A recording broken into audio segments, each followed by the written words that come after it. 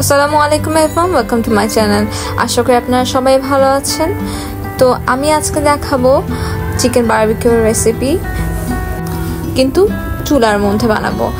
তো আশা করি আপনাদের রেসিপিটা ভালো লাগবে। খুব সহজভাবে আমি রেসিপিটা দেখানোর চেষ্টা করছি। তো শুরু করা যাক। প্রথমে আমি এখানে চিকেনগুলোকে ভালোভাবে ধুয়ে নিচ্ছি। ব্রয়লার মুরগি নিয়েছি, কারণ ব্রয়লার মুরগিতে অনেক মাংস থাকে। তো ভালোভাবে ধুয়ে নেব। ধুয়ে নেওয়ার পরে এবার ম্যারিনেট করে নেবো চিকেনগুলো। আর চেষ্টা করবেন গোস্তগুলোতে একটু কেটে কেটে দেওয়ার, অথবা কাঁটা চামচ দিয়ে থেতলে দেওয়ার, তাহলে ভালোভাবে মশলাগুলো ভিতরে যাবে। তো প্রথমে দিয়ে দিলাম স্বাদ মতো লবণ। এখন দিয়ে দিচ্ছি 1 চামচ পরিমাণ হলুদ গুঁড়া,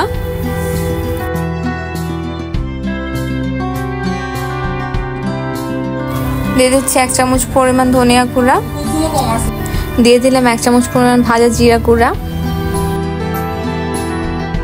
2 চামচ পরিমাণ লাল মরিচ গুঁড়া। ঝালটা আপনারা কম বেশি করে নিতে পারেন। এরপরে দিয়ে দিচ্ছি গরম মশলা গুঁড়া 1 চামচ পরিমাণ,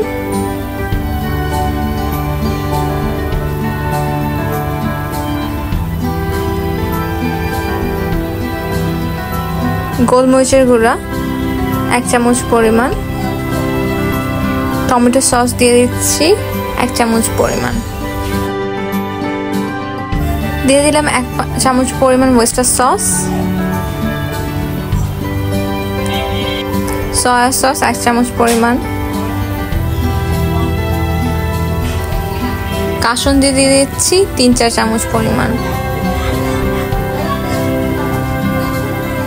বারবিকিউ সস 1 চামচ পরিমাণ।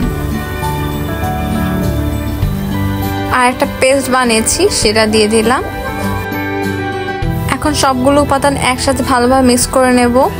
যে পেস্টটা বানিয়েছি কিছুক্ষণ পর দেখাচ্ছি। তো চিকেনের সাথে কিন্তু ভালোভাবে মশলাগুলোকে মাখাতে হবে, যাতে ভিতরে ভিতরে মশলাগুলো ঢুকতে পারে। আর দিয়ে দিচ্ছি লেবুর রস।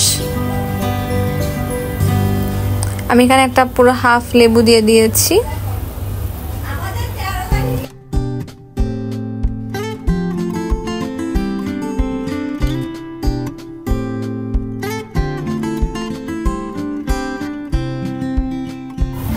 তো এখন দেখিয়ে দিচ্ছি কিভাবে পেস্টটা বানাবো।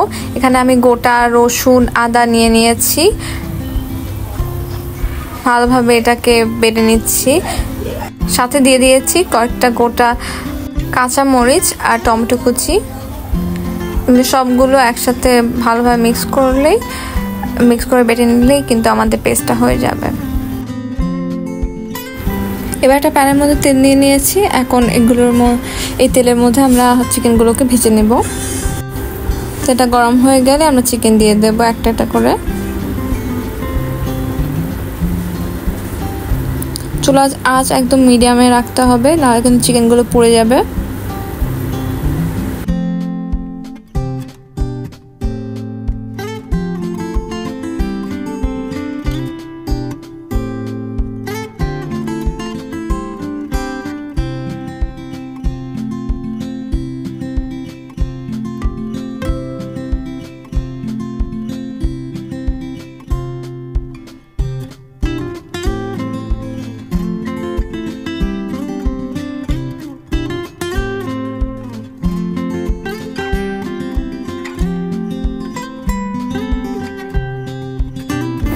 যেহেতু চুলায় বানাচ্ছি, তাই বলে একটু একটু করে উল্টায় পাল্টায় দিতে হবে। এমনিতে যখন আমরা গ্রিলের মধ্যে বারবিকিউগুলো করি, তখনও কিন্তু উল্টায় পাল্টায় দিতে থাকে, আর একটু একটু করে তেল ব্রাশ করা হয়। কিন্তু এখানে অলরেডি অনেকগুলো তেল দিয়েছি, তো আপনাদের আর তেল ব্রাশ করা লাগবে না, খালি উল্টায় পাল্টায় দিলেই হবে।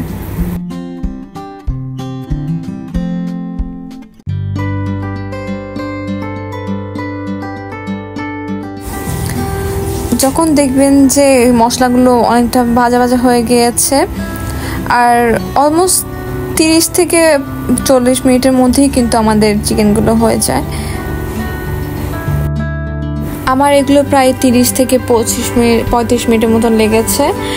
তো এখন হয়ে গিয়েছে, আমি চুলা অফ করে দেব। খুবই কিন্তু সহজে বাসার মধ্যে অনেক মজাদার এই চিকেন গ্রিলটা হয়ে গেল। এখন এগুলোকে প্যান থেকে তুলে ফেলবো।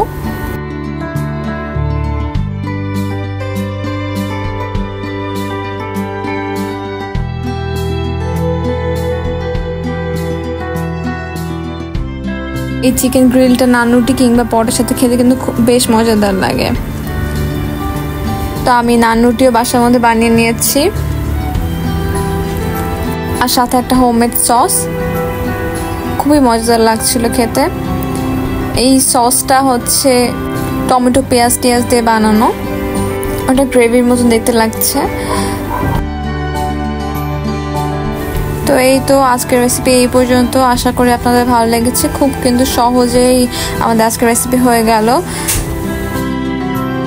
আমার কাছে পার্সোনালি নান রুটির সাথে গ্রিলটা খেতে মজা লাগে।